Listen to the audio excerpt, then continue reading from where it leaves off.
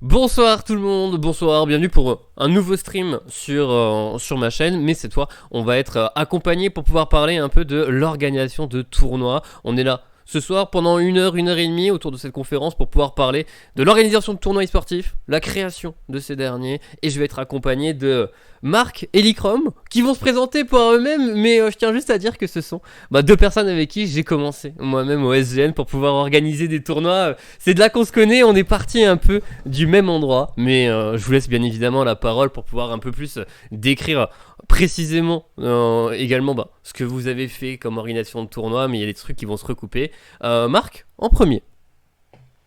Hello tout le monde, merci Zéro de nous inviter. Moi c'est Marco, du coup j'ai commencé je crois en 2018 l'organisation de tournois par notamment, on en reparlera tout à l'heure, mais quelques petites activités avec le SGN, etc. etc. Et depuis ça on a continué dans tout ce qui était tournoi étudiant, etc. Après on s'est diversifié. Et aujourd'hui, avec notamment toi, Zéro, Licrom, etc., j'ai une boîte avec laquelle on travaille sur différents projets, plus ou moins intensément avec chacun. Et voilà. Elicrom, à toi, n'hésite pas. Moi c'est Licrom, Sébastien, pareil j'ai commencé en même temps que Marco et Zéro, fin 2017, début 2018 vraiment intensément. Après on s'est dirigé dans d'autres directions, mais en fait on a un peu le même parcours globalement avec Marc. J'ai commencé avec le Student Gaming Network et on a fait pas mal de petits projets ensemble et tout, et après on s'est un peu développé et puis on a commencé à faire des projets de plus en plus gros et maintenant, je sais pas si on parle maintenant des projets qu'on fait, mais en gros, maintenant je suis avec Marco, aide admin des challengers de Valorant et du Valo TF, etc. etc. Ouais. Voilà. Voilà, donc un beau parcours, et là, comme tu le dis à la toute fin, le Valo TF, qui est du coup de l'admin professionnel, mais là, de là où on avait commencé, c'était.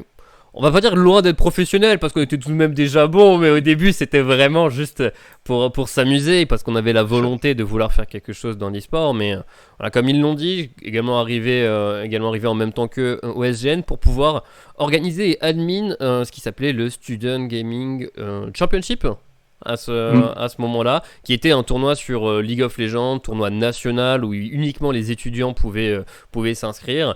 Et après, on a organisé d'autres tournois. Je sais que certains d'entre vous ont fait la Student Gaming League qui était sur plusieurs jeux, sur d'autres jeux où il y avait également Overwatch. Puis on a admin également du Rainbow Six, du Fortnite. Qu'est-ce qu'on a fait d'autre comme jeu? On a fait pas mal, hein. On a fait pas mal. LOL, Ouais, oui, LOL qui était le principal.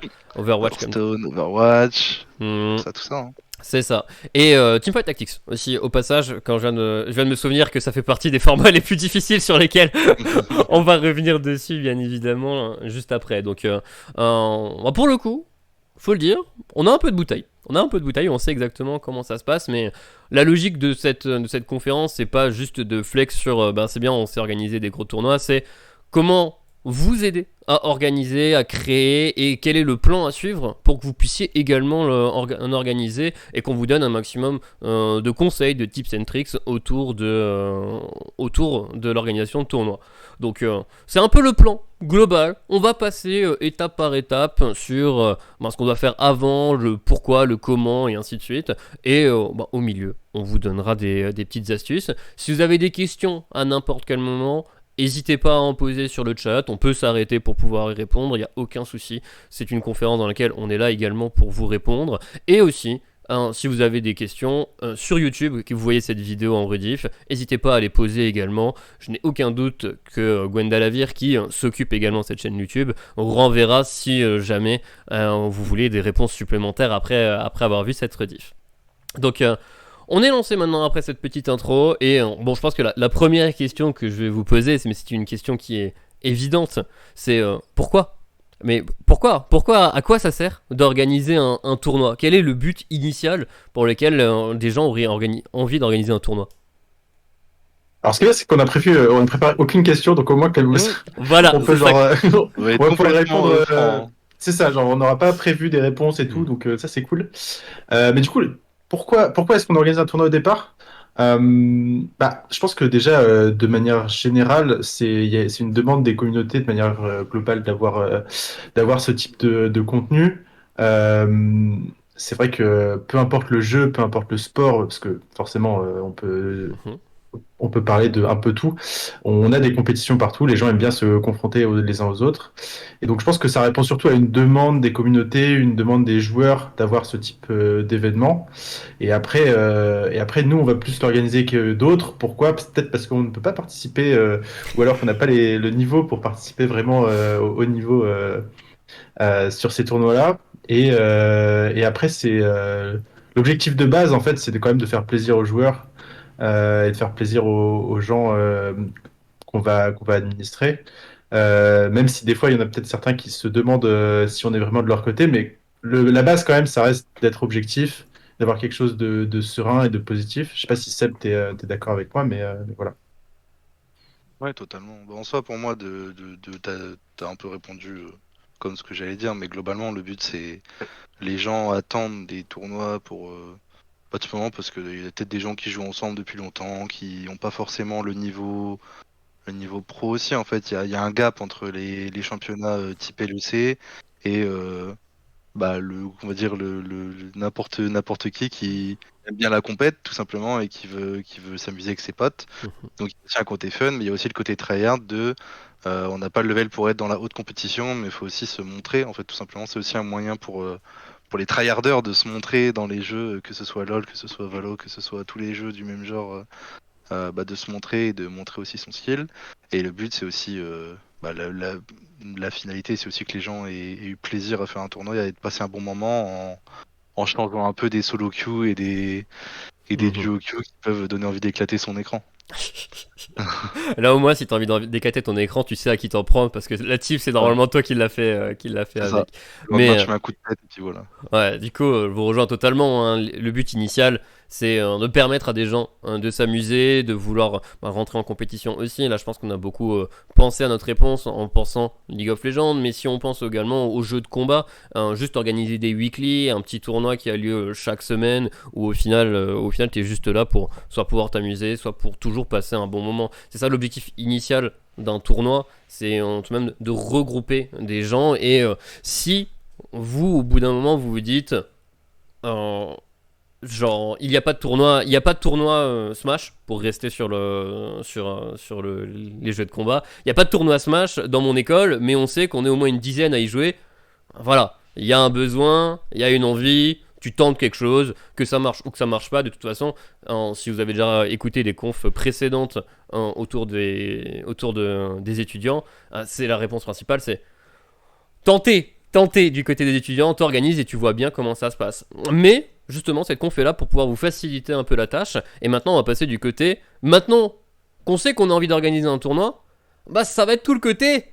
Comment on va le faire? Comment on va le faire? Comment on va le créer? Et là, vu que vous n'avez pas préparé votre réponse, ça va être un peu plus compliqué à répondre. Mais quel est le premier truc auquel vous pensez quand vous devez organiser un tournoi? Alors, je sais pas si la question c'était de base une personne qui débute par où elle va passer, parce que dans ce cas-là, Mhm. ce serait plus de ne pas y aller tout seul. Je pense ça c'est un peu la base. Mais du coup, ce que tu disais juste avant, c'était quoi exactement la question? C'était ah oui, à quoi on pense au début? Ouais. Je pense que déjà, un peu comme toute chose, à la base, il faut quand même se poser un petit peu pour savoir pourquoi est-ce qu'on le fait, pour combien de personnes, quel est l'objectif derrière, La etc., finalité, etc. c'est La ça. finalité, parce qu'au final, ça va quand même driver la plupart de tes objectifs. C'est-à-dire que si tu fais un tournoi en ligne ou si tu fais une LAN, tu n'as pas du tout les mêmes objectifs, que ce soit pour des joueurs en LAN, il y a aussi un objectif que ce soit pas déplacé juste pour une seule partie qui dure 1 heure, sinon il y a quand même un petit problème. Si tu fais un tournoi en ligne, là, tu as beaucoup plus de latitude sur la durée, etc.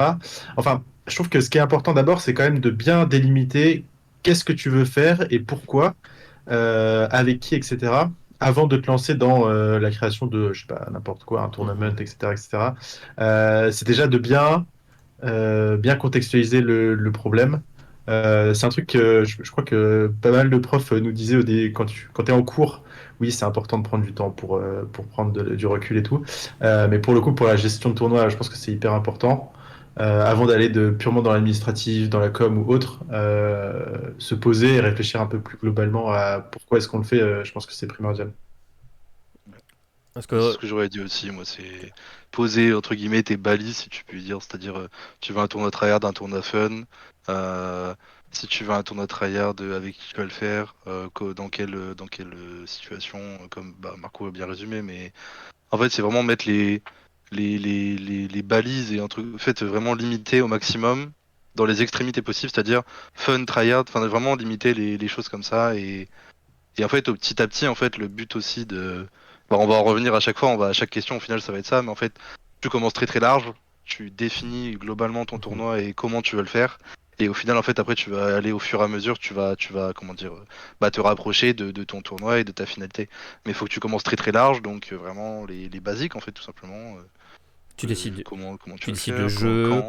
Ouais, c'est voilà. ça, c'est vraiment les grands Ouais, déjà, basiques, et c'est après, un bon début. Ouais. C'est ça. Globalement là, il faut essayer de décider le nombre de personnes qui vont être avec vous dans l'équipe, donc le nombre d'admins, puis le nombre de joueurs, où est-ce que vous allez le faire, quand vous allez le faire, en quel type de format, online ou offline, si vous avez des sponsors, du cash prize et tout. Vous allez devoir genre une feuille au final de gestion de projet dans laquelle vous allez devoir remplir un maximum de cases sur lesquelles vous allez devoir répondre aux questions. Moi, je sais que j'ai eu un moyen mémotechnique pendant longtemps et que j'utilise toujours pour la gestion de projet. Je vais voir si vous l'aviez également parce que je suis Où, quand, quoi, comment. Qu'est-ce que. C'est ouais, Ah, ça, ça, ce c'est truc-là, très non? école de commerce quand même, hein. ouais, très école de commerce. Moi, c'est le CQQ, c'est occupé. Ouais, bah c'est ça, c'est où, quand, Ouais, quoi, comment, pourquoi, avec qui, machin et tout, c'est ça. ouais, c'est exactement ça. Il faut répondre à Par toutes contre, ces questions. je saurais pas te dire tes lettres hein, dans l'ordre. Le Ben, CPPQQ, PPPQQ, là, je sais pas quoi, c'est là. alors combien, quand, qui. Il y a un autre C. Où, quoi, pourquoi. Et il me manque un DC. C'est tout. Il y a combien et il en manque un autre. Mais Ouais, dans mais bon. l'idée, le CQQ c'est occupé et tu Bah, réponds à comment, toutes les. non? Comment, ouais. Ouais, effectivement. Donc, et là, le comment, c'est après tu pars sur les différents types de tournois. Donc, c'est le meilleur conseil. Le meilleur conseil là, juste avant que vous organisiez votre tournoi, c'est de réussir à bien définir le cadre. Je pense que le cadre est très important et que si au bout d'un moment vous êtes un peu perdu ou quoi, rappelez exactement ce que vous voulez faire et ce que vous pouvez faire et avec qui. Et je pense que quand on avait démarré pour le tout premier tournoi, parce que je pense que les parallèles qu'on va faire, c'est surtout avec les tout premiers tournois qu'on a organisés et pas les tournois qu'on a organisés. Je pense que donner des conseils sur comment organiser autour du Valotef, c'est quand même assez difficile parce que là, t'es vraiment plus dans ce qu'un étudiant peut faire aujourd'hui. Mais dans les tout premiers tournois qu'on a organisés, on savait qui était le chef de projet. À l'époque, on va donner son nom, c'était Antoine. On savait qu'il était censé nous gérer. Et en dessous, nous, en tant qu'admin League of Legends, on s'occupait de certains groupes, on s'occupait de la validation de certains côtés. Parce que ça fait partie aussi des trucs, mais à partir du moment où on a décidé du nombre de joueurs que vous allez recevoir, il peut également avoir des tournois dans lesquels vous allez décider de critères d'admission que vous allez vouloir vérifier. Donc là, c'est au moment de l'inscription que vous allez devoir remplir un maximum de cases et que vous allez devoir également préparer toute la charge de travail que vous allez également devoir avoir juste derrière. Donc ça, je sais pas si l'écran tu peux en parler un tout petit peu plus, mais quand tu as du coup des critères d'admission, il faut prévoir tout de même à ce que, en fonction du nombre de critères d'admission, tu aies suffisamment de temps pour pouvoir tout vérifier et que tu ne te retrouves pas le jour J un peu dans la panade, quoi. Bah, en fait, globalement, c'est assez simple. De toute façon, la gestion bah, de tournoi, enfin, la gestion en global, je pense. Mais là, on va parler de la gestion du coup d'un tournoi. Je vais être gentil en disant 90% du job se fait avant. Et encore, je dis 90%, c'est peut-être un peu plus, mais voilà, on va dire 90% pour cibler large. La majorité se fait avant. Donc en fait, il faut que quand tu arrives à tes deadlines, donc par exemple, si tu dois choisir, par exemple, si tu as des critères d'admission comme tu parlais et que tu dois choisir qui ou pourquoi cette personne, pourquoi pas un autre ou quoi, il faut que tu aies tout préparé auparavant. Il faut que tu arrives le jour J en ayant comment dire, toutes les cartes en main en fait. Donc si tu choisis avant que tu crées admission, bah faut que tu te dises bah, pourquoi celui-là et si ton raisonnement c'est parce que bah tu vas te faire démolir. Enfin, faut qu'en fait tu arrives le jour J, le jour de ta deadline avec tous tes éléments en main. Donc tu prépares tout auparavant et c'est pour ça que pour moi la gestion c'est 90% du temps c'est tout se prépare avant. Et il faut que tu aies tes backups. Par exemple, si t'as un critère de mission, au final, je vais dire une bêtise, mais sur LoL, on va dire, t'as décidé de faire un classement par Elo. Mhm. Par exemple, il faut aussi que tu réfléchisses à un potentiel backup. En fait, faut jamais avoir qu'une seule solution dans un problème comme ça ou dans quelque chose d'aussi huge. Parce qu'en fait, si t'as qu'une seule solution, imaginons, bah, il te reste une place, t'as deux équipes avec littéralement les mêmes Elo partout. Bah, comment tu vas les départager? Et en fait, il faut que t'aies comment dire, bah, faut que tu aies des solutions de secours. Euh, En général, nous, dans nos tournois, bah, à l'époque, je me rappelle plus, enfin, nous, on les avait pas définis à l'époque, nous. Mais ça, c'est un conseil on va dire, avec le temps. En majorité, nous, on en met 4, mais ça va jamais jusqu'au 4. En général, tu utilises la deuxième, parfois Mhm. la troisième solution pour départager des équipes ou départager des choses comme ça. Ça, c'est un conseil, on va dire, sur la suite. Jamais avoir qu'une seule solution parce que quand tu vas être devant le problème et puis que t'auras rien préparé, tu seras un peu dans la panade. C'est ça. Et Mais voilà. by the way, à propos de ça, un, un règlement est obligatoire à écrire. Dans un sens, parce que mais si ça vous fait chier avant et que vous l'écrivez avec le cul ou que vous suiviez exactement un modèle qui a déjà été fait et tout et vous considérez propre, c'est toujours un document sur lequel vous pouvez revenir, sur lequel vous avez une base à n'importe quel moment de votre tournoi et que vous pouvez avoir des joueurs qui peuvent venir et demander des questions sur le règlement. Donc peu importe la taille de votre tournoi, qu'il fasse une page ou qu'il fasse 15 pages, peu importe, tant que vous avez tout de même des règles à suivre. Et parmi les critères que tu as dit, s'il y a des critères d'égalité, et c'est également le cas si vous allez regarder dans le rulebook du LEC par exemple, en cas d'égalité, le dernier, la dernière ligne, le dernier moyen de départager, c'est très souvent, n'hésitez pas à mettre pile ou face. Genre, lancer de pièces au pile ou face. Si tous les critères sont égaux au-dessus, au bout d'un moment, il vous faut un critère qui soit départageant et qui, peu importe la situation, soit faisable. Donc, il est il est très souvent écrit dans le règlement de pile ou face, mais tu te couvres tout de même suffisamment au-dessus pour te dire tu vas pas y arriver. Mais ça fait partie de la dernière et de l'ultime solution de backup. Et là, Marc, je vais te donner la parole parce que si on parle de solution de backup, est-ce que tu te souviens de ce qu'on avait fait pour Fortnite, qui est pour moi, je pense, le meilleur exemple de solution de backup qu'on avait réussi à développer. Ouais, je pense que quand Seb a commencé à en parler, je pense que c'est la première chose qui m'est venue aussi à l'esprit, c'est les tournois Fortnite. Alors après, c'était une autre époque, mais ça illustre bien, je vais peut-être raconter un peu l'histoire, mais ça Ouais. illustre bien le fait que avoir plusieurs solutions, c'est primordial dans un tournoi, et c'est ça. En fait, c'est ces détails-là, parce que concrètement, c'est du détail, hein, les trois quarts du temps, tu ne les utilises pas, mais c'est ce genre de détails qui va faire en sorte que euh, l'organisation globale va bien se passer. Euh, L'histoire sur ces tournois Fortnite, qu'on a fait une seule fois d'ailleurs, zéro tic. Ouais. Mais c'était à une époque où, on va dire, les serveurs Fortnite ne tenaient pas, absolument pas du tout les capacités, surtout quand la map se refermait. C'est-à-dire que Mhm. sur les zones très faibles, tu avais souvent des crashs de parties quand tu avais trop de joueurs qui étaient au même endroit concentrés dans la partie. Ouais. Du coup, Pour mettre à du peu coup, près juste en timeline, dites-vous que je crois qu'on était dans la saison 1. On était dans la... C'était mai 2018 et le jeu était sorti début 2018. Début Voilà. 2018, pardon. Voilà. ouais, c'est ça. On On était était sur la map caché. de base. Je crois que c'était un des premiers, voire presque peut-être pas le premier, mais un des tout premiers tournois qu'il y Et, avait eu sur le jeu. Ah, c'est le premier tournoi étudiant et le qui a seul. été fait en Europe et le seul parce qu'après ça a été très très restrictif. C'est autre chose après. Comme la plupart des jeux maintenant, que ce soit sur du League, que ce soit sur, Mhm. enfin que ce soit sur des licences Riot, que ce soit sur des licences Nintendo ou Fortnite, les tournois sont maintenant très très contrôlés, à l'exception des tournois communautaires, mais le reste des tournois c'est quand même très contrôlé actuellement. Mais du coup, on était sur une période au tout début du jeu. Et il y avait souvent des crashs de parties. Et du coup, ça a été, je crois que ça a été le cas à la Lyon eSport, ça a été le cas à Mhm. beaucoup de LAN, où du coup, tu te retrouves à avoir une partie qui crash. Alors, c'est pas 100% des parties, c'est une partie sur peut-être une partie sur deux, je sais plus exactement. Mais du coup, tu as très souvent la partie qui crash, et du coup, tu peux pas prendre le scoreboard actuel pour l'utiliser. Et du coup, tu es obligé de recréer un lobby from scratch. Euh, mais du coup, ça peut retarder très fortement les délais, etc. Et du coup, avec toi, c'est Autique, on avait mis en place tout un système d'échelonnement, on va dire, et de backup. Par exemple, en cas d'un premier crash de game, on splittait les lobbies en deux autres lobbies pour limiter l'impact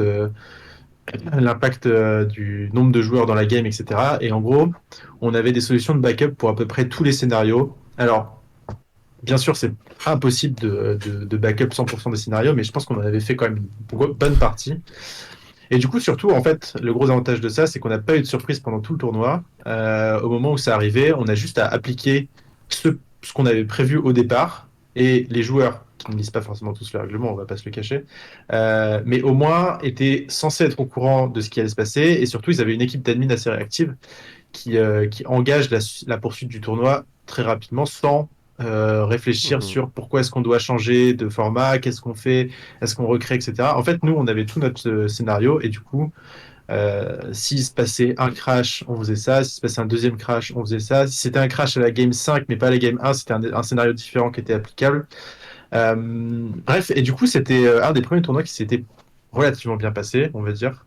Je vais pas nous jeter des fleurs totalement en disant que c'était parfait, mais honnêtement, ça s'est quand même très bien Mhm. passé et ça s'est ressenti directement en fait au niveau des joueurs, dans le sens où tu as beaucoup plus de retours. Enfin, tu as tout de suite des retours positifs quand ils sentent que l'organisation se passe bien. Alors, tu as forcément des gens qui vont pas forcément être d'accord avec les décisions que tu prends, mais globalement, si c'est des choses que tu as prévues en amont, au moins, tu as ce qu'on parlait tout à l'heure, tu as le règlement pour te baser dessus.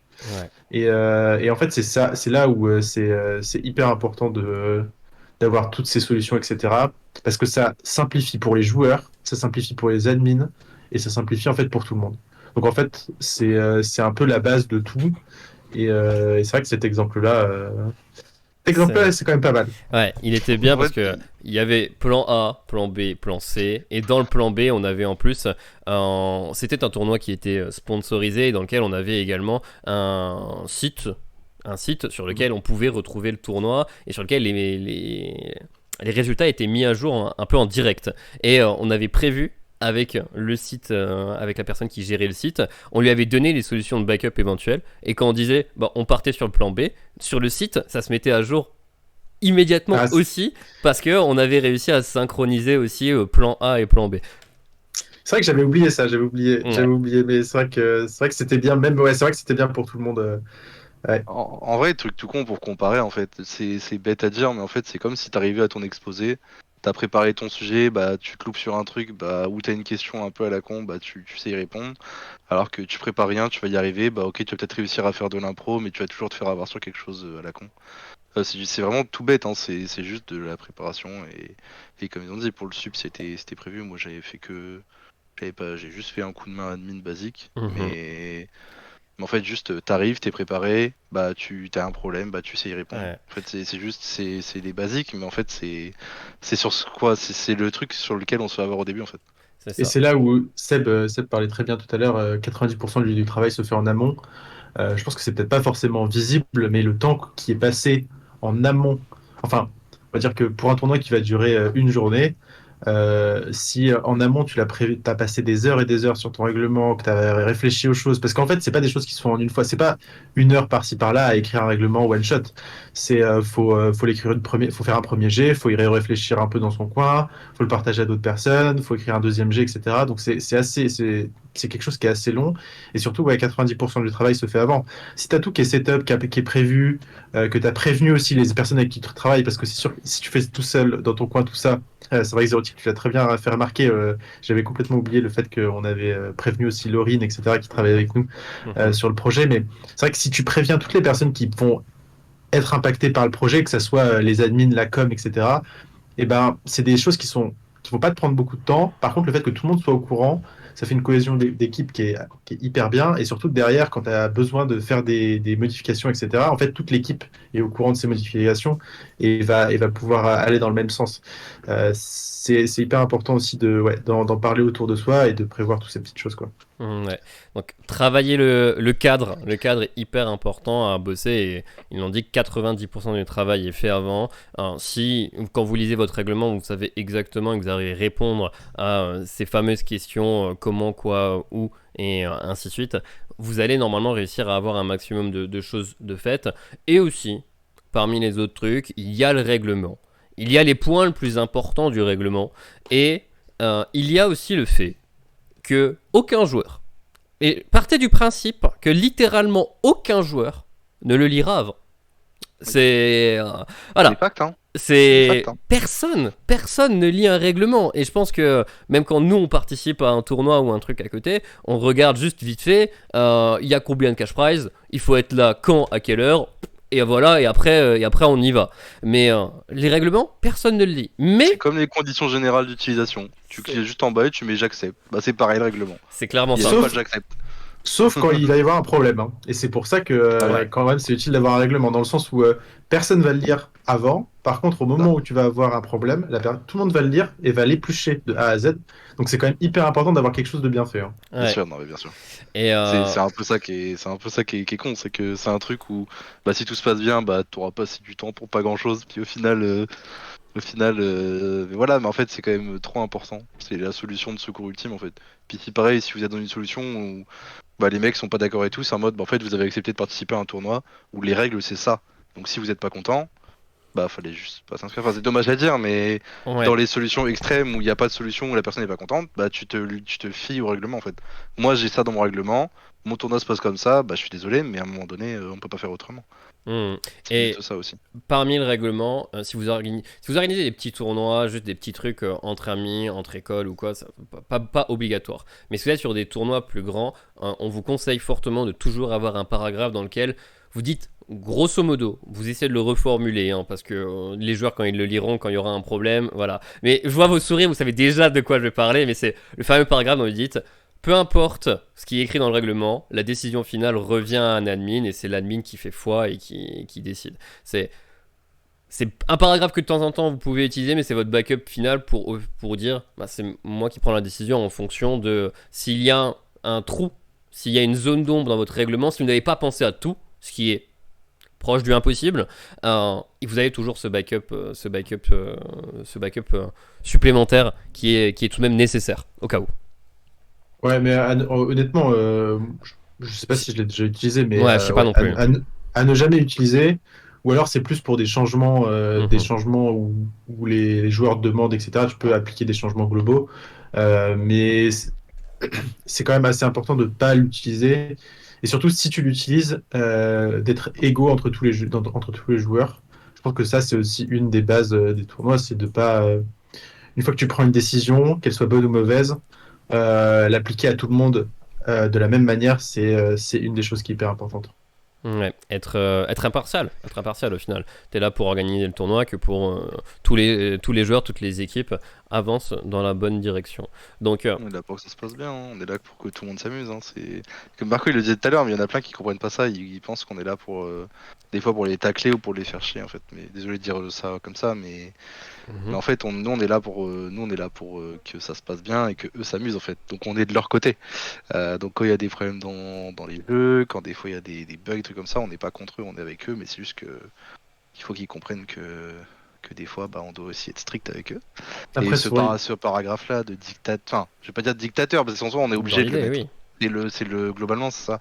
Mais utiliser ce paragraphe-là à des fins juste pour rajouter une règle que toi t'as pas envie ou juste pas te prendre la tête avec quelqu'un, c'est pas le but de ce paragraphe-là. Non, c'est on va dire le dernier backup. Donc, je pense que côté préparation, je sais pas si. Ah si, j'étais en train de me dire, je sais pas si vous pensez encore à quelque chose, parce que on va parler plus longuement juste après du format du tournoi, qui est tout de même un gros pactage dans lequel vous allez avoir besoin d'aide, mais avant encore côté préparation, maintenant vous savez avec qui vous allez le faire, pour qui vous allez le faire, quand vous allez le faire, où vous allez le faire. Il reste encore deux petits points qui sont importants, qui est la gestion du cash prize et la gestion éventuelle des sponsors. S'il y a un cash prize, peu importe le montant, c'est dans le règlement que vous allez définir une nouvelle fois. Mais je pense que la gestion des sponsors est différente parce que plus... En fait, un tournoi de base, il va y avoir les admins qui vont les organiser et les joueurs qui vont en profiter. À partir du moment où tu rajoutes des sponsors, tu rajoutes forcément une troisième entité que tu vas également devoir satisfaire par les besoins qui vont être demandés, que ce soit un stream, que ce soit une publicité, peu importe. Mais si jamais vous avez des sponsors, il y a aussi ça à penser et comme avant, c'est la préparation, la discussion et toute cette gestion qui au final devient plus qu'une gestion de tournoi, mais également une grosse gestion de projet. Je sais pas s'il y a un de vous deux qui veut rajouter quelque chose sur les sponsors et sur la manière de gérer du coup plutôt les discussions avec les sponsors et également je sais pas si vous avez des petits conseils sur comment en obtenir parce que je pense qu'il y a certains étudiants qui vont essayer de se dire aussi comment faire sponsoriser un tournoi. Ouais, je sais pas si, honnêtement, nous, globalement, je dis nous, je vais inclure un peu tout le monde, on n'a jamais été trop dans ce. Peut-être Zerotic, c'est celui qui a été le plus proche de cet aspect de sponsoring, etc., de par ta formation de base, mais globalement, on n'a jamais été trop dans ce cadre de recherche, etc., de sponsors. Là où je peux peut-être apporter plus d'informations, c'est plus sur globalement ce qu'on voit dans le type de sponsoring, etc., qui est fait dans les LAN, etc., plutôt étudiantes ou autres. Euh, c'est que globalement, on est souvent sur des sponsorings qui sont, on va dire, en termes de lots, etc. Je pense qu'aller chercher du sponsoring financier pur pour des tournois étudiants, c'est très compliqué. J'ai eu le cas, j'ai vu, il y a je vais pas citer, mais il y a une LAN étudiante qui a réussi à faire ça cette année, de ce que je sais, hein, avec un sponsor. Mais de manière générale, avoir un sponsor financier sur un événement, c'est très, très, très, très rare pour des événements étudiants. Et je pense que ça va être tout aussi bien d'avoir des sponsors, on va dire, comme Logitech. Faut peut-être pas que je dise trop de marques, parce qu'après je vais me faire taper sur les doigts. 10 ans 3 du coup maintenant. Je vais dire Samsung, Amazon Prime et Et Omen par hasard. Et Omen.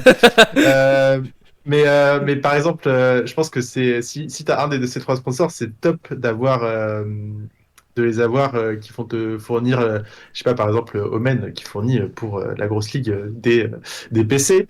Je vais arrêter de trop faire ceux qui sponsorisent. Non, mais en vrai, avoir des sponsors étudiants qui vont t'apporter du matériel, de l'aide physique, etc., je pense que c'est déjà hyper important et dans tous les cas, tu vas en avoir besoin. Et faire un tournoi étudiant avec tout de suite des cash prizes, etc., globalement, c'est, je pense, un peu trop haut pour un start Casse-gueule. et compliqué parce que derrière, comme le dit Seb, t'as quand même, tu vas avoir beaucoup de choses restrictives, etc., qui vont être très dures à peut-être appréhender. Mais voilà, je sais pas si Seb, t'avais d'autres idées. Non, bah j'étais un peu dans la même optique que toi. En soi, faut pas hésiter à commencer petit sur les events et y aller au fur et à mesure. Parce que c'est aussi comme ça que ça fonctionne. Des fois, il y a peut-être des marques qui vont vous aider au début en vous donnant, je sais pas, de la visibilité, on va dire une bêtise comme ça, ou un stream ou des petits goodies. Puis bah, après, vous allez refaire une LAN avec eux, puis au final, ça va augmenter, ça va être du stuff, ça va être des choses comme ça. Mais faut pas hésiter aussi à faire à son échelle, faut pas voir non plus trop grand. Pareil, ça sert à rien d'aller voir, vous n'allez pas demander un sponsor de SpaceX pour une LAN dans votre école avec celle d'à côté. Essayez de voir aussi le local, tout simplement. Je sais pas, je dis une bêtise, une boutique qui fait un peu de stuff dans votre ville, qui est un peu connu, qui est un peu cool. Voilà, tu vois, c'est aussi. C'est le barrageux du coin, tu vois, ce genre de. Ah genre ouais, de non, mais petits c'est trucs ça. comme tu vois. C'est aussi ça. ça fait partie des possibilités. L'un des autres trucs que j'aimerais également dire avec si jamais vous avez des sponsors, va forcément y avoir des sponsors qui vont potentiellement vous demander de dire vous voulez organiser un tournoi, par exemple, vous voulez 50 joueurs, on veut qu'il y ait autant de gens qui viennent dans notre bar et tout, et qu'on ait autant de consommation. Voilà, on va dire juste des sponsors qui vous donnent des objectifs. Si à la fin de la soirée que vous avez organisé un tournoi Mario Kart, un tournoi avec 48 personnes de base, mais malheureusement vous avez eu que 24 personnes, mais au final 24 personnes, ça s'est très bien passé pour les joueurs, l'ambiance dans le bar était bonne, ça n'a pas dérangé au final le barman, il y a eu en termes de consommation moins qui était prévu, mais au final ça s'est bien passé.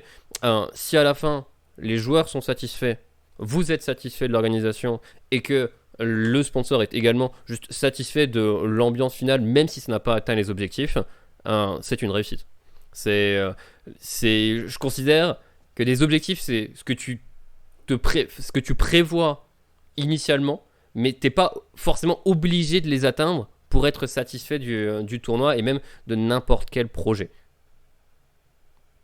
Je sais pas si vous avez... Mais Vas-y. même, moi, je rajouterais même que, bon, là, on va parler de tournois étudiants où du coup, tu peux avoir un peu tout qui est mélangé, mais à un niveau un peu plus important, tu vas avoir l'administration de tournoi pur, le partenariat, la communication, qui vont être des choses vraiment très très séparées. Et là, si on parle purement d'organisation de tournois et autres, je pense que le focus doit être les joueurs et leur bien-être. C'est-à-dire qu'après, tu vas avoir d'autres perspectives qui vont rentrer en jeu, qui peuvent être financières, qui peuvent être de broadcast ou autres, où du coup, tu vas avoir d'autres inputs qui vont t'arriver et tu vas être obligé de créer un tournoi qui va être différent de ce que tu aurais pensé au début pour le bien du broadcast, des sponsors, etc. Mais faut essayer de garder en tête, et ça c'était une des valeurs de Riot, mais je pense que Player First c'est quand même une bonne définition pour des gens qui organisent le tournoi, dans le sens où au final ouais, le joueur doit être ta priorité, euh, sans pour autant penser que le joueur a forcément raison dans son raisonnement, etc. Mais faut toujours le prendre en compte et de la bonne manière pour essayer d'avoir le meilleur tournoi possible, quoi. Ouais. Moi, j'ai l'expression. Vas-y. L'intégrité compétitive. Ah ouais. Voilà, en vrai, ça, c'est bête à dire, mais faut penser avant tout au tournoi et à l'égalité. Et du coup, c'est un peu ce que Marco disait, faut penser aux joueurs. Et s'il y a des trucs qui se ramènent vis-à-vis du tournoi, on va dire des choses extérieures qui commencent à attaquer l'intégrité compétitive, faut stopper. Ou faut changer avant que ça impacte trop votre tournoi. Ouais. Attends, Zéro, je suis flou, apparemment, je vais faire. Attends, je vais essayer Ouais, de. vas-y, essaie de... 12, il a dit je suis flou. Ouais, t'es flou depuis Salut. un bon moment, mais on va voir si Ah tu veux. ouais? Ouais, ouais. Ah, c'est Salut, bon, je suis plus flou. t'as défloué. Let's go. Let's go. Et pour vous rejoindre là du côté player first, moi la logique derrière au final tous les tournois que j'ai organisés, c'est me dire j'ai envie d'organiser le tournoi de telle sorte à ce que si j'avais été meilleur au jeu, j'aurais pu le participer et ça m'aurait fait plaisir d'y participer. C'est la logique au final, parce que la raison première, je me souviens on en rigolait il y a quelques années, mais pourquoi on a commencé à organiser des tournois, c'est parce qu'on n'était pas assez bon pour les gagner. C'est parce que moi j'ai perdu celui que j'avais voulu faire. Du coup, ils m'ont envoyé un mail en disant bah vu que t'es éclaté, bah viens on fait de l'admin. Oui d'accord. La logique, elle était là de base, hein. Il y avait aucun scrupule. Hein. Mais c'est toujours le cas. Hein. Ouais, en soi c'est toujours le cas. Bon, du coup, côté préparation de tournoi, je pense qu'on a déjà donné plein de choses, mais on va prendre plus de temps pour pouvoir. On va prendre un petit temps, je vais dire plus de temps. Là, ça fait qu'on a quand même déjà parlé pendant 40 minutes. Si on parle encore 40 minutes rien que des différents formats de tournoi, je pense qu'au bout d'un moment, on n'aura plus grand chose à dire. Mais on va tout de même parler des différents. On a copié à l'école là et de. Ouais. Tu me dis les différents tournois, je vais être en mode. Ouais, et les différents types de tournois, bon, je vais vous aiguiller un peu, mais savez-vous qu'il y en avait 5? Il y a 5 types de tournois. Ouais, je pense, ouais, à peu près ce nombre-là. Ce chiffre-là, ouais, à peu près. Ouais. Ah, je pense que ça peut grandir comme rapetisseur, mais... J'en ai 3-4. Ouais, ça dépend aussi de ce que tu veux dire par format. Après, on peut aussi. Il n'y a pas de bonne ou mauvaise situation. Pour donner les 5 formats qui après sont déclinés sous pas mal de situations, mais je vais d'abord donner les 5 noms et après dans quelles situations ils sont utilisés et pourquoi vous devrez utiliser ce format-là plutôt que l'autre. Mais globalement, ça va vous donner une petite idée. On peut essayer de trouver, non? Vas-y, on peut trouver. Allez, essayez de deviner, ça va me faire marrer. On en fait un chacun? Vas-y. Tu veux que je commence ou tu... Vas-y, j'en ai un. Bah, les arbres à élimination directe. Voilà, c'est le numéro 1, le basique. C'est celui que vous voyez pour League of Legends. C'est les Worlds. C'est à partir des quarts de finale. C'est un tournoi à élimination directe. Tu t'affrontes quelqu'un, tu perds, t'es éliminé. Point. Simple, efficace. Bracket double élim, tu le mets dedans? C'est ça la question. Voilà, les doubles éliminations est un autre type. Mais Ok, du coup, bracket à double élimination. Voilà, double élimination, c'est la même chose, sauf que c'est le loser bracket, ce qui est beaucoup plus utilisé maintenant dans les jeux de combat, par exemple. Si je me trompe pas, Mais... Valorant. Valorant? Ok, ouais, c'est vrai que Valorant est utilisé également. Je crois que Rocket League, c'est le cas aussi à très haut niveau. Mais voilà, donc c'est juste le loser bracket. Et maintenant, ça devient un peu plus difficile à deviner. Même si il Non. y en a un qui saute encore, que vous Je allez suis en avoir. plein dedans. Voilà. Les rondes suisses. Voilà. Euh, ronde suisse. Ronde suisse, comment t'expliquerais le principe de ronde suisse à quelqu'un qui n'a jamais vu de tournoi? Alors, tu fais ton premier tour, soit c'est sidé, soit c'est pas sidé. En gros, soit tu es placé dans. En gros, tu es avec un nombre d'équipes défini, donc que ce soit 32, 64, etc., ou plus ou moins selon ton nombre. Tu vas faire un nombre de rounds défini, donc 1, 2, 3, 4, 5, 6, etc. En général, une ronde suisse est équitable à partir de 6, 5 peut-être, selon ton nombre d'équipes. En gros, si tu fais par exemple 64 équipes, il faut que tu aies un certain nombre de rounds pour que tu aies les meilleurs teams qui ressortent. Et dans ta ronde suisse, du coup, tu vas être, si tu es pas placé, tu vas être 64 teams qui vont s'affronter. Par exemple, la 1 va affronter la 64. L'équipe qui gagne, du coup, est à 1 point et l'équipe qui perd est à 0. Dans la deuxième ronde, du coup, les équipes qui ont gagné s'affrontent entre elles. Donc les 32 premières équipes, bah, c'est la première qui a gagné affronte par exemple la 32 qui a perdu, etc., etc. Et en fait, au final, au fur et à mesure des rondes, en fait, on a les meilleures équipes qui ressortent du coup, parce que l'équipe qui a tout gagné, bah, ça va être la première équipe. La deuxième équipe, c'est 2, 3, 4, par exemple, ça va être celles qui ont bah, perdu qu'un seul match, etc., etc. En fait, une ronde suisse, ça se fait comme ça. C'est pour ça qu'il faut aussi un certain nombre de rondes minimum pour avoir les meilleures équipes. Plus il y a de rondes, mieux c'est, globalement. Ouais. Sauf à partir d'un moment, mais après ça, c'est des mathématiques pures et dures. Et... Ah, je vais juste, en gros, tu rencontres tout le temps une personne qui a le même niveau que toi. C'est-à-dire que si tu une personne qui est hyper fort, bah, enfin, tous les gens forts vont se rencontrer, tous les gens qui ont fait que perdre vont se rencontrer. Donc, en gros, c'est un format où tout le temps, tu vas rencontrer une personne de ton même niveau, entre guillemets. Et juste pour le système que Seb parlait en termes de nombre de rondes, on dit que c'est 2 puissances. En gros, il faut que ton nombre de rounds soit égal à 2 puissances. En gros, 2 puissances, le nombre de rounds égale, Ton nombre d'équipes. ton nombre d'équipes. Ouais. Ouais, effectivement. Et bon, les rondes suisses, du coup, comme vous l'avez compris, c'est quelque chose qui est utilisé quand il y a beaucoup de joueurs ou beaucoup d'équipes et il faut réussir à les départager dans un nombre réduit de matchs. Donc là, par exemple, tu as pris le cas de 64. On va prendre le cas de 64 joueurs où vous avez un tournoi de 100 joueurs de TFT. 100 joueurs de TFT, bah non, du coup 80. Sinon, ça marche, sinon l'exemple ne marche pas. Mais 80 joueurs de TFT, vous allez quand même avoir une difficulté à faire en sorte de les départager assez rapidement. Et du coup, vous allez définir du nombre de rounds pour faire ça. Avec un nombre réduit de matchs, mais qui permet de faire ressortir les meilleurs. Donc quelque chose qui doit également être défini juste avant avec la formule que Marc vient juste de vous donner. Donc, Il y a une autre solution aussi pour départager les équipes entre elles, qui est quelque chose d'un peu plus compliqué, c'est le Buchholz. Le Buchholz médian qui est. On va entre peut-être pas guillemets, rentrer la tout de suite meilleure. dedans, non? Bah, c'est vrai que c'est pendant qu'on Parce que parle de là, ronde suisse, faut on qu'on va en parle. partir. Non, mais je vais le faire simple. En gros, Vas-y. c'est juste qu'à la place de faire au goal average, donc au nombre de rounds que tu as gagné, bah, le Buchholz, c'est la solution ultime, c'est-à-dire tu additionnes le nombre de points de tes adversaires que tu as rencontrés. Donc si tu as tapé des grosses teams, tu es au-dessus d'un mec qui a tapé que des petites teams. ouais. Et en soi, c'est C'est bien, non? c'est également c'est également ce qui est utilisé en ronde suisse pour départager les égalités. Et c'est ce pourquoi des rondes suisses, ça peut être difficile de départager les égalités avec du coup le système qui est appelé là, c'est Strength of Schedule, donc la force de ton emploi du temps ou de ton calendrier, ou autrement appelé le SOS score, le fameux score qui On va est pas un en parler. On va pas en parler. Le sauce score. Ouais, le score qui peut te mettre dans la sauce. Globalement, c'est à peu près ça l'idée. Mais du coup, les rondes suisses, il faut réussir à bien se backup également pour bien pouvoir les préparer. Mais vous avez l'idée de quand est-ce que vous devez les utiliser. Il reste deux formats. À toi, Marco. Ouais, format groupe. Ouais. Ouais, j'allais dire les poules. Ouais. C'est ça, format de groupe, format en pool, les poules de Champions League, les poules au championnat du monde également, mais globalement, un groupe de 4, chacune des équipes affronte l'une des autres équipes, c'est considéré des groupes en round robin, ou en double round robin si vous avez des matchs aller-retour.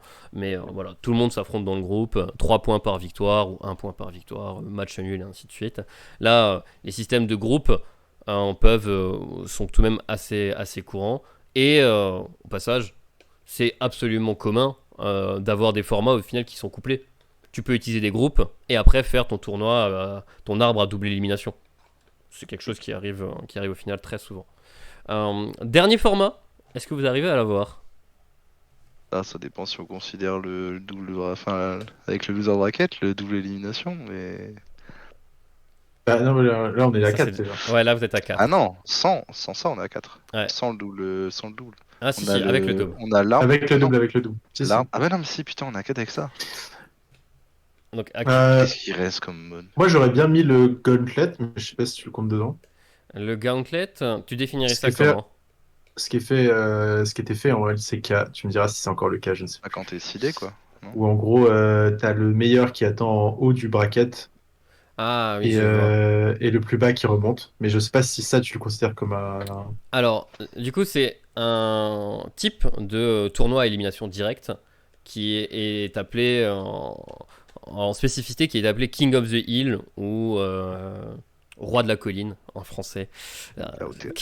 King of the Hill, c'est tellement mieux. Mais globalement, bah, Tellement. où le meilleur attend tout en haut, mais du coup, les équipes juste avant, bah, tu joues un match direct. Si tu perds, t'es éliminé. Si tu gagnes, tu montes. Et du coup, c'est un type de tournoi à élimination directe. Je pensais que c'était pareil que le. Enfin, je considérais ça dans le global comme le truc, mais ok. Mhm. Bah, un peu comme ce qu'on utilise aussi en Challenger en fait. On a le 4-5 qui affrontent et puis t'as le 2 qui attend, Ouais. quoi. Ouais, Ouais, c'est ça. c'est un peu du En même gros, style. c'est ça en résumé, quoi. Et là, vous le voyez déjà, mais que sur les formats, globalement, il y a des choses de base. Puis après, vous pouvez faire un peu à votre sauce pour ce qui correspond à vos envies, tout simplement. Après, en format de team, ouais, j'ai pas forcément le dernier, hein. Ouais, en fait, il y en a un qui, moi, quand j'avais fait la recherche, c'était séparé, mais Le FFA? vous allez Ouais, vous allez comprendre pourquoi vous l'avez pas eu, mais en fait, c'est le format de ligue. Le format de ligue, comme on le voit actuellement sur, par exemple, bah, des ligues ouvertes ou les ligues fermées, ça c'est une autre question. Mais globalement, le meilleur exemple, c'est les ligues de foot où vous avez la Ligue 1, qui est au final des groupes en double round robin, on est d'accord, mais qui est également lié avec la Ligue 2, parce qu'il y a un système de up and down. Donc dans une ligue ouverte, les groupes sont liés par le système de montée descendante, et dans les ligues fermées, la hiérarchie est maintenue par les récompenses qui sont obtenues à chacun des paliers. Mais du coup, ça, le système de ligue, si vous voulez organiser, en tant qu'étudiant, si vous voulez commencer par organiser tout un système de ligue, bonne chance et commencez par Faites des poules, systèmes. faites des poules. Faites Ou des des arbres, c'est voilà. bien des arbres. Mais Alors, en soi, une ligue, c'est un mélange entre des. Tu vas avoir des groupes et des éliminations en Ouais, direct, c'est pour ça que etc., pour moi, C'est un le mélange. format, mais bon, je suis, je suis d'accord. des grosses poules. Voilà, c'est ça. C'est des grosses poules, mais qui sont liées. En soi, quand on regarde maintenant les formats compétitifs, c'est tout de même. On parle à chaque fois de ligue ouverte ou ligue fermée. Donc, c'est juste des groupes en round robin un peu embellis. Un peu embellis. Ok.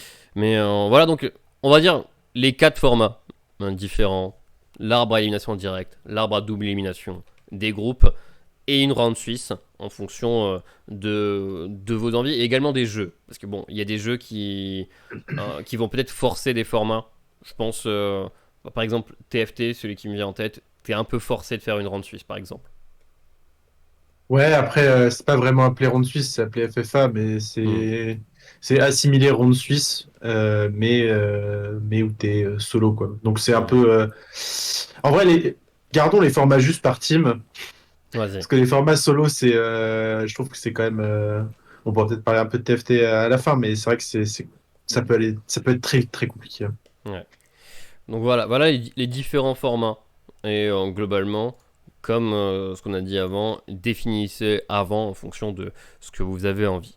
Donc Là, on va dire que dans votre développement de tournoi, dans votre organisation de tournoi, vous avez donc eu la préparation. Vous savez pour qui vous le faites, comment vous le faites, quel format que vous allez, si vous êtes online, si vous êtes offline, si vous avez des sponsors. Tout ça maintenant, vous savez, vous êtes prêt, vous arrivez le jour J.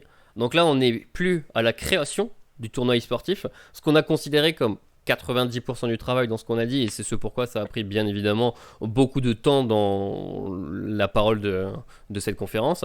Maintenant, il y a tout de même la partie que les joueurs voient, la partie de la gestion. Et là, Comme. voilà. Ah, c'est vrai qu'il y a aussi la com. En vrai, on parle de la com avant de la gestion ou pas? Après, même si la com, en soi, on va juste dire... Bon, c'est juste ce que j'allais dire, faut pas hésiter à tenir au courant le plus possible les gens. Mhm. Même si c'est pour des petits messages qui vous paraissent bêtes. Pas non plus les tags 10 fois. Pas, par exemple, si vous utilisez Discord, tu n'utilises pas 10 fois un tag dans la journée. Mais il faut pas hésiter à tenir au courant les gens. Je pense que c'est aussi ça qui maintient l'envie des joueurs aussi de participer, c'est d'être au courant et de savoir ce que tu vas faire. Donc en vrai, la com fait aussi partie de la gestion et de la préparation. Euh, C'est... et voilà. Ouais, je trouve ben, la com directe avec les joueurs, je trouve ça vraiment que c'est de la gestion. Et maintenant, les outils de gestion principaux, hein, je pense que Marc, tu peux en parler un peu, mais je pense que Discord est au final ce qu'on a utilisé en permanence, parce que c'est un outil de Mm. gestion de tournoi qui est juste fantastique, avec l'utilisation des rôles, des chans et des différents tags, comme Seb l'a dit. Tu peux faire vraiment beaucoup de choses avec Discord et on le recommande. Ouais, non, Discord c'était top. En plus, dans le Le gaming, GOAT. c'est déjà utilisé de base. Mais dans tous les cas, ouais, comme disait Seb, c'est hyper important de tenir au courant les joueurs. Il n'y a pas de bonne ou mauvaise situation. Non, il y a pas de bonne Ah ou la mauvaise décision vache. dans le sens où tu peux avoir pris une décision, tu peux avoir préparé tout ton tournoi et avoir fait quand même une erreur. Je pense que c'est hyper important d'être humble aussi dans ta façon de gérer le tournoi. Et si si tu vois si tu penses avoir fait une erreur, ne pas s'entêter dans son erreur et ne pas hésiter à communiquer au plus tôt pour faire des modifications sur ce qui a été déjà annoncé. Faire une modification, il faut être très serein aussi. Mais dans tous les cas, comme disait Seb, tenir au courant les joueurs le plus tôt possible. Pour parler de tournois qui sont un peu plus récents, qu'on organise ou pas avec Seb, comme le ValoTF ou le MNT, qu'on n'organise pas forcément nous, mais qui sont organisés par d'autres personnes très compétentes de ZQSD. Euh, on est au courant que tenir au courant communiquer le plus tôt possible, c'est important à la fois pour le joueur, c'est aussi important pour nous. Des fois, il y a d'autres choses qui font qu'on ne peut pas forcément communiquer assez tôt. Euh, mais tout le monde est d'accord pour dire que communiquer le plus vite possible, c'est hyper important. Et tout le monde en est conscient. Et quand vous organisez un nouveau tournoi qui, quand c'est votre première fois, vraiment, ne pas hésiter à communiquer, c'est la base. Ouais, on est humain, hein, c'est pas grave si vous faites une erreur. Mm. Savez comment dire la réparer et si on vous demande pourquoi il y a eu ça, pourquoi il y a eu ça, juste n'hésitez pas, soyez franc en fait. Ça arrive. Évitez d'en faire 50 des erreurs, mais s'il y en a une ou deux, ça arrive à tout le monde en fait. C'est humain. C'est Ouais. juste ça. Donc, ayez pas peur en vous disant oh, non, je veux pas que les joueurs voient que j'ai fait une erreur, blablabla. C'est pas comme ça que ça Toujours. ressortira à un moment donné. Il y aura toujours une erreur. Cette erreur-là va arriver au dernier match et ça va ressortir et puis ça va faire un... Voilà. Mais ouais, communiquez principalement sur Discord. Faites un Discord bien beau. Si vous avez également quelqu'un qui a envie de gérer la com sur Twitter, la com sur Facebook, parce que je sais que quand nous on avait commencé, c'était comme sur Facebook. Donc peut-être qu'actuellement on peut faire comme sur TikTok. Je suis pas au courant, mais voilà, c'est le côté côté communication pour également recruter des joueurs, je mets recruter entre guillemets parce que bon, c'est pas vraiment le terme, mais pour permettre à un maximum de joueurs de prendre connaissance de votre tournoi, en fait partie. Mais via Discord, c'est pour la gestion directe et également permettre, parce que je pense que c'est un aspect important des tournois aussi, euh, que ce soit sur Discord, que ce soit du coup en online ou en offline. L'objectif d'un des tournois, c'est tout de même de créer une petite communauté, petite ou grande communauté, dans laquelle vous allez pouvoir partager. Et en tant qu'admin, vous allez être là en permanence, euh, parler avec les joueurs, même si ce n'est pas pour prendre des décisions. Je pense que parler avec les joueurs est également tout aussi important. Oui, et puis tout aussi intéressant. Tout le monde est humain, on est là pour partager quelque chose. Concrètement, on va pas se le cacher, hein, tout ce qui est événements offline comme les LAN, etc. Je pense que c'est le top, à la fois pour les organisateurs, à la fois pour tout le monde. Genre, Ouais. c'est trop bien de voir les joueurs. Et ça, que ce soit à tous les niveaux de compétition, hein, que ce soit de l'amateur où tu vas faire une LAN avec tes potes, au semi-pro où tu vas faire des LAN, on va dire. Étudiantes, etc., voire au LFL Days où tu vois les joueurs sur place. Non, franchement, voir les gens sur place, c'est tellement mieux que tout.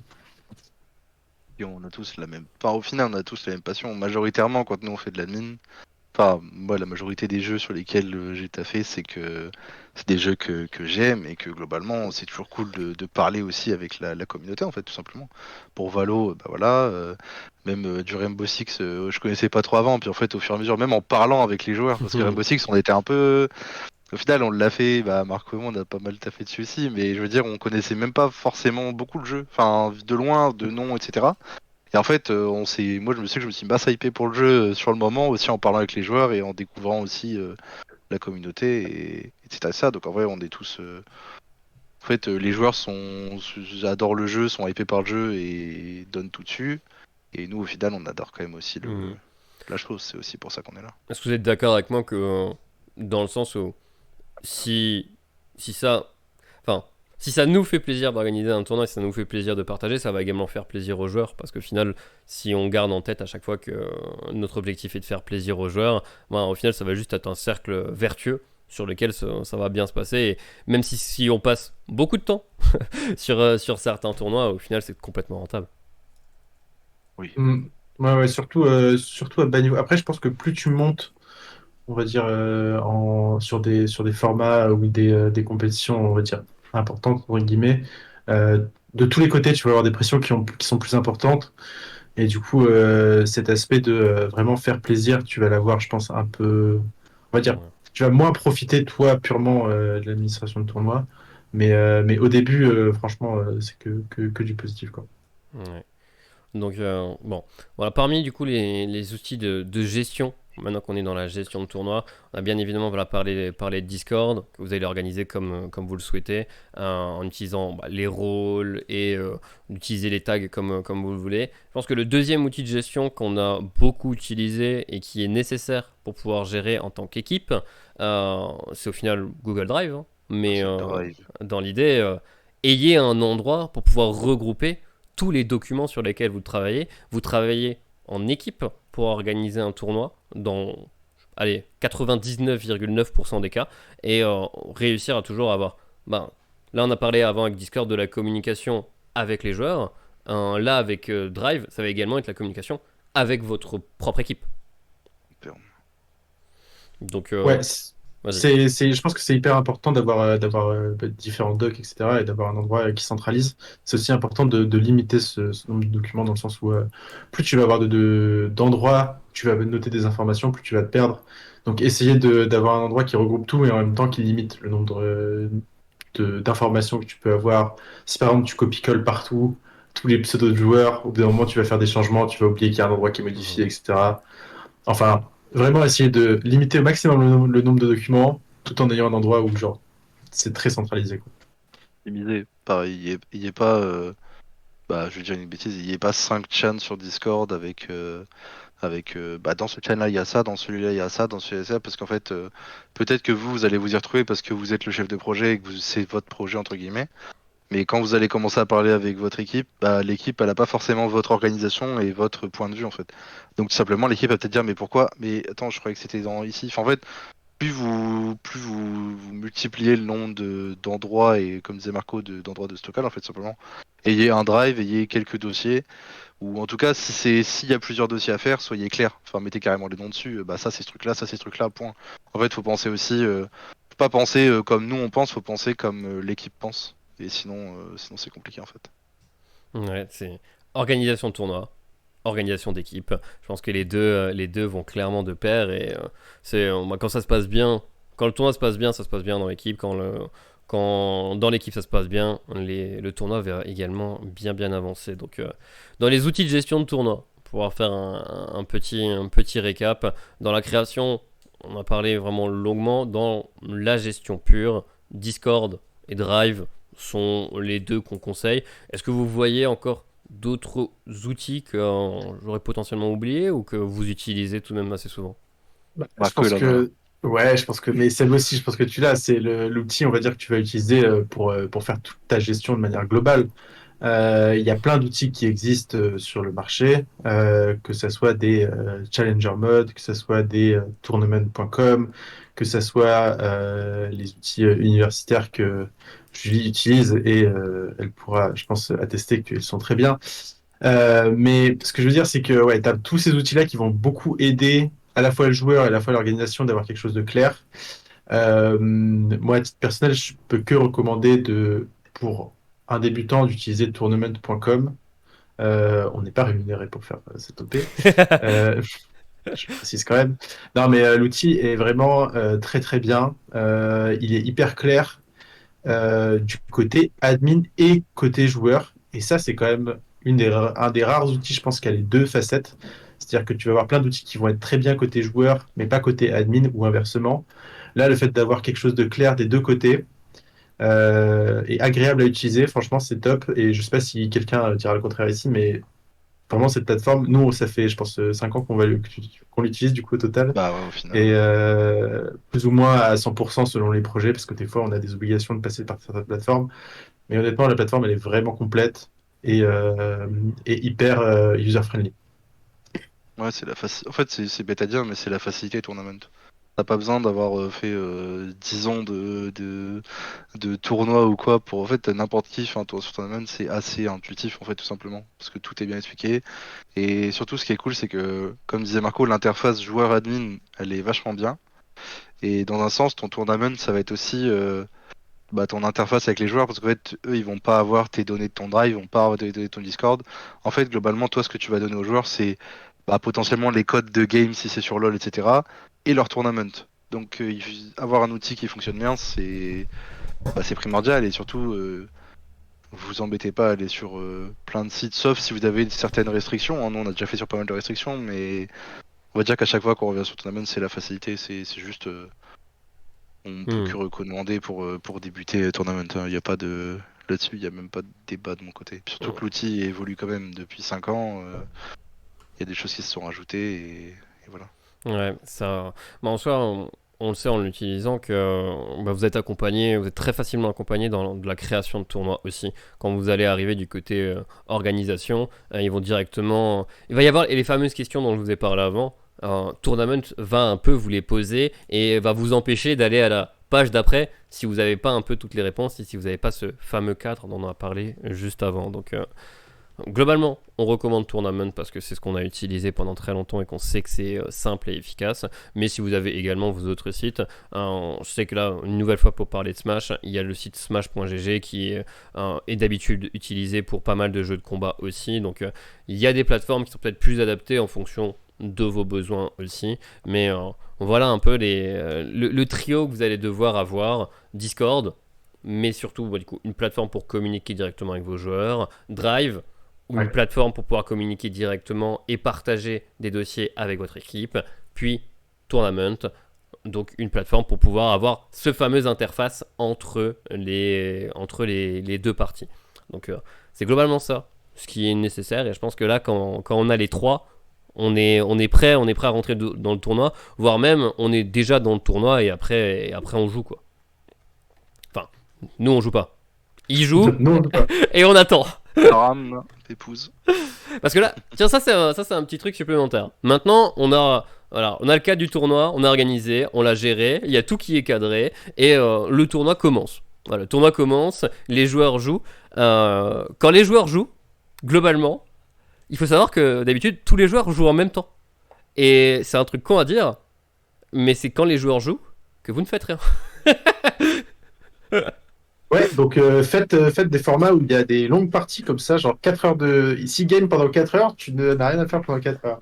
Non, sauf petit problème technique à gérer, mais oui, globalement, tu vas avoir beaucoup moins d'activités à faire, et c'est aussi ce qui va te permettre de gérer les problèmes, parce que tu vas aussi avoir un certain nombre de problèmes qui peuvent arriver, et un certain nombre de décisions à prendre, que ce soit disciplinaire ou autre. Et en fait, le fait d'avoir peu de choses à gérer pendant ces laps de temps, c'est aussi là où tu vas avoir les problèmes les plus complexes, je pense. C'est là où tu vas avoir je sais pas, des connexions de game, des problèmes de triche, etc. Et en fait, ce laps de temps où tu vas avoir peu de, on va dire, technique à faire ou d'administratif va être remplacé par beaucoup d'activités en termes de gestion humaine ou de gestion, on va dire, de soucis techniques ou de Mhm. triche autres qui peuvent arriver, quoi. Donc, t'es rarement quand même au calme. Ouais, bien évidemment, c'était pour grossir un tout petit peu le trait, mais c'est exactement ça. Et ben, pour les problèmes, que ce soit de triche, comme tu viens de le dire, je pense que le point important est toujours de rappeler que c'est de la gestion humaine. Vous parlez à une autre personne, il va peut-être avoir des moments où l'autre personne d'en face ne va plus se souvenir que vous êtes également un humain en face et qui sera peut-être un peu plus virulent qu'à d'habitude, mais c'est là où vous êtes très content d'avoir votre règlement, que vous avez votre backup, et peu importe la situation, un admin se doit d'être impartial et de garder l'intégrité compétitive. Donc si quelqu'un a envie de se passer les nerfs sur vous parce qu'il s'est fait capter en train de tricher, dans un sens, vous allez rester face à lui en restant ben, professionnel et calme, et vous allez appliquer votre règlement. Dans votre tête, vous allez pouvoir penser chais, bien fait, mais vous n'allez pas lui dire chais, bien fait, ça ne se fait pas. On aura juste Alors, chez. C'est pas bien fait.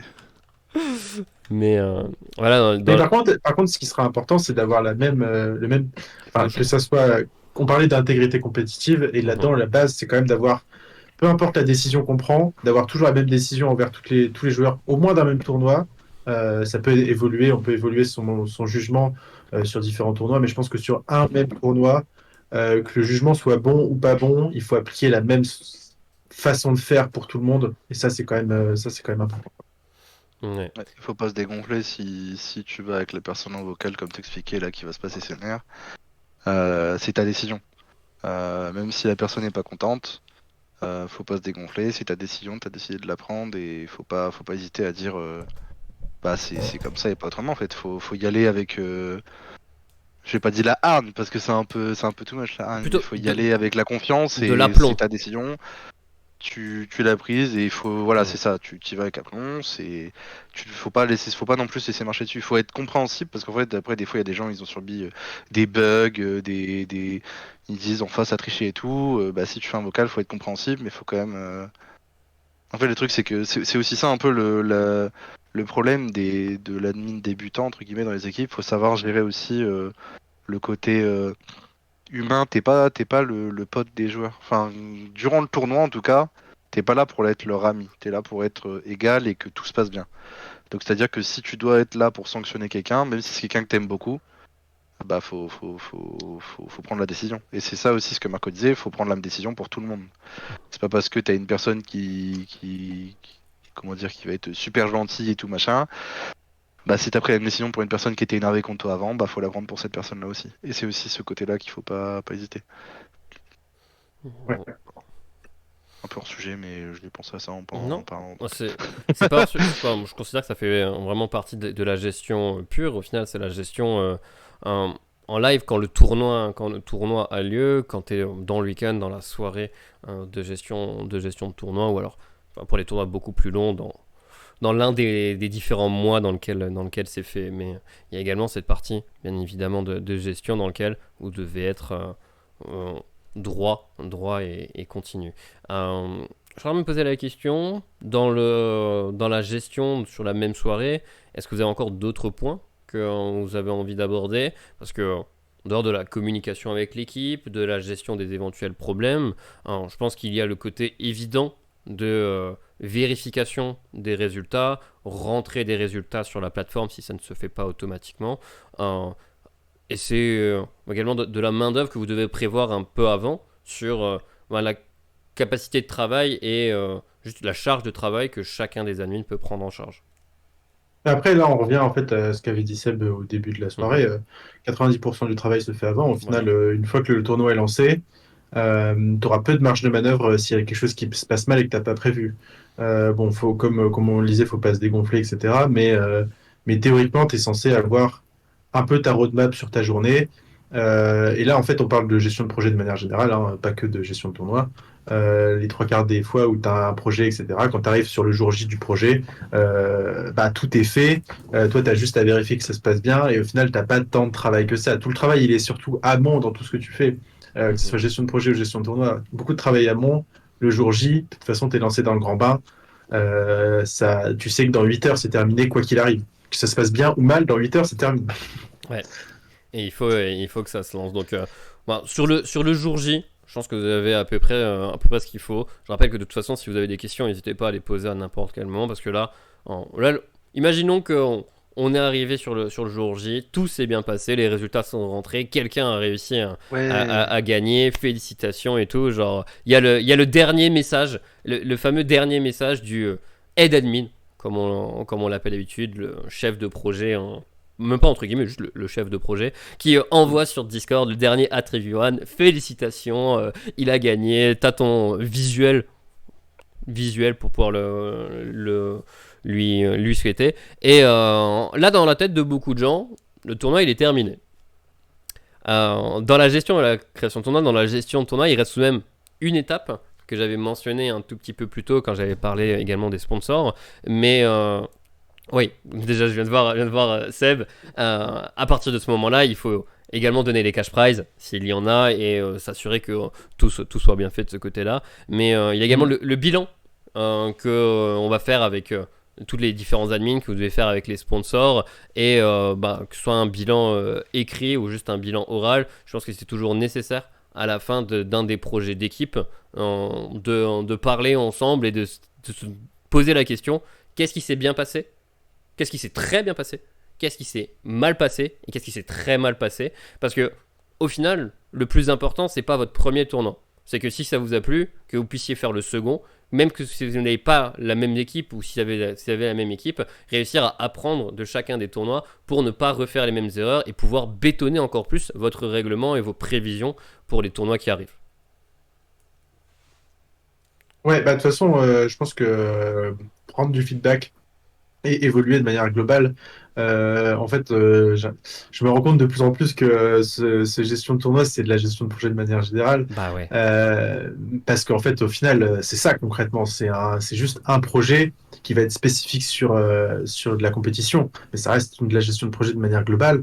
Et ça, c'est un peu d'humilité, mais c'est vrai qu'on fait jamais les choses parfaitement. Personne ne les fait. C'est hyper important de prendre des feedbacks et d'évoluer dans le bon sens. On a toujours des petites choses qui pourraient être améliorées, on a toujours des petites choses qui pourraient être meilleures, mieux faites.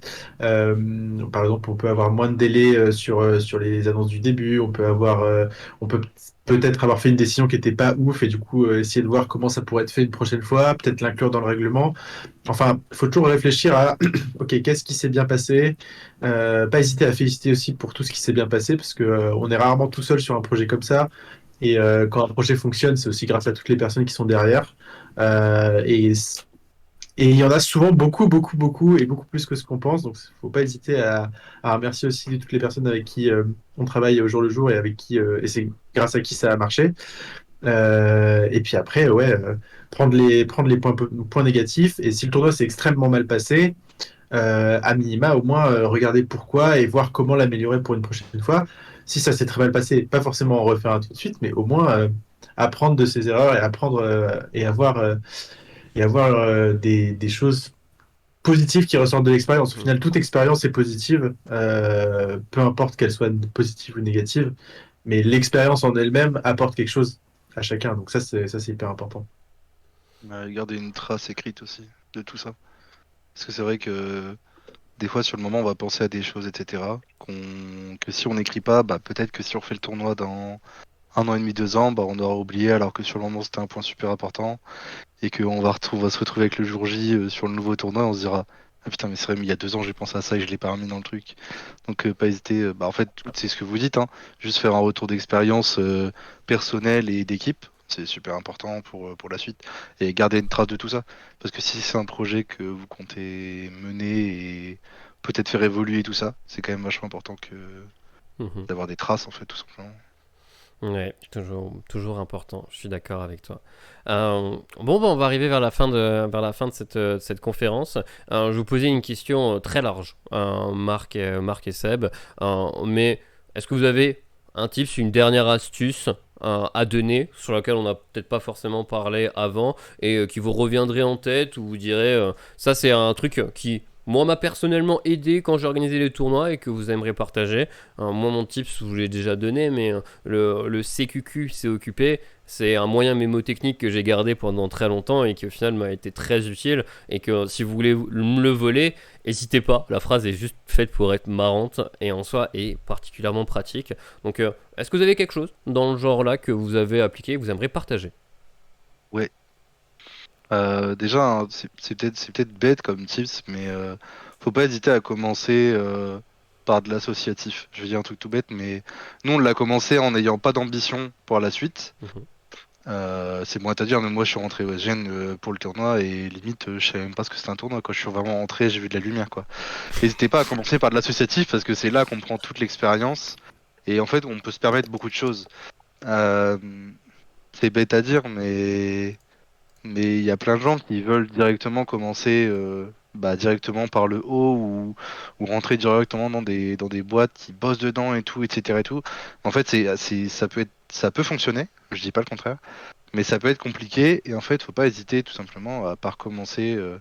Moi, je dis par l'associatif, globalement, on a pu se faire kiffer, on faisait kiffer les gens et c'était aussi ça qui était important, c'est que on avait notre liberté et c'est comme ça qu'on a aussi pris de l'expérience, qu'on a aussi pris des claques. Il y a des trucs qui sont pas bien passés, mais c'est aussi comme ça qu'on apprend. Et n'hésitez pas à commencer par de l'associatif pour pouvoir évoluer par la suite parce que c'est aussi comme ça qu'on se fait remarquer et qu'on arrive à des choses plus hautes. Et après, tips d'admin pur. Bah, ayez pas le melon. C'est bête à dire, hein, mais il faut vite. C'est pas parce que votre tournoi s'est super bien passé qu'il faut oublier que c'est pas forcément que grâce à vous. C'est aussi vis-à-vis des joueurs et de votre équipe, bien évidemment. Mais parlez à votre équipe, soyez cool. Et prenez une bouteille d'eau avant chaque début de tournoi. Parce que si vous passez 6 heures et que bah, par malchance pendant ces 6 heures, à chaque fois que vous êtes censé avoir une pause, bah, vous avez un problème à régler, et bah, croyez-moi, c'est vachement lourd 6 heures sans aller boire un coup. Voilà.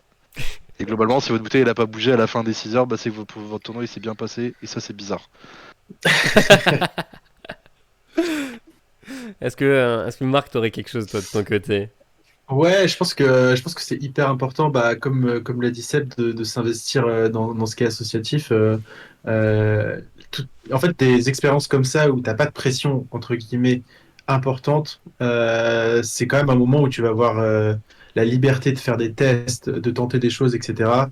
Euh, si après tu fais des tournois qui sont, on va dire avec beaucoup plus de pression et autres, tu auras beaucoup moins de marge de manœuvre. Tu vas Mhm. être obligé de prendre des décisions que tu n'apprécies pas forcément, mais parce que on te les pilote ou on te les ordonne au-dessus. Donc, ouais, je pense que c'est assez important de commencer par, on va dire, la base. Et en plus, ça te permet de voir ce que c'est concrètement le taf d'admin et du coup de pas avoir ce qu'a dit juste après Seb, le melon. Mais après, en tips purs, euh, moi, je dirais qu'il faut être assez fort et surtout, faut rien prendre personnellement. On est sur un tournoi, c'est hyper important d'être détaché, enfin, d'être investi mais détaché en même temps. C'est-à-dire que tu peux avoir des gens qui vont être parfois agressifs, tu peux ça peut aussi très bien se passer, mais dans tous les cas, éviter de tout prendre personnellement, de pas trop prendre tout à cœur. Euh, Ça va évoluer avec le temps. Et dans tous les cas, il faut prendre du recul sur ton tournoi, que ça soit dans le positif ou dans le négatif. Tu as toujours ta part de responsabilité. Il y a aussi d'autres personnes qui ont leur part de responsabilité. Et prendre du recul sur la globalité. Les points positifs, c'est pas que grâce à toi. Et les points négatifs, c'est pas que à cause de toi. Et donc, essayer de voir pas que blanc ou noir, essayer de voir un Mhm. peu entre les deux. Gris. Voilà. Exactement cette félicitation. Bah, merci à vous deux. Je pense qu'on peut conclure la conférence ici. À part, si vous avez une question de dernier moment du côté du chat, n'hésitez pas à la poser. Je vais prendre un peu plus de temps pour l'outro, le temps que vous vous jetiez sur votre clavier et que vous... Ah, l'écran, ouais. C'est bon, j'ai levé le doigt, je peux parler. J'ai juste un Vas-y. truc à dire. Et regardez, au final, on a tous commencé par la même chose.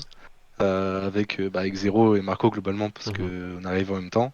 Puis au final, regardez, Zero il a totalement pris notre direction, mais je pense que ça t'a quand même un petit peu aidé sur la Bah. gestion en elle-même. Enfin, en fait, globalement, on a pris des voies différentes, mais c'est pas parce que vous faites de l'admin un jour que le lendemain vous pourrez pas être caster ou que vous pourrez pas être joueur, ou vous pouvez pas être.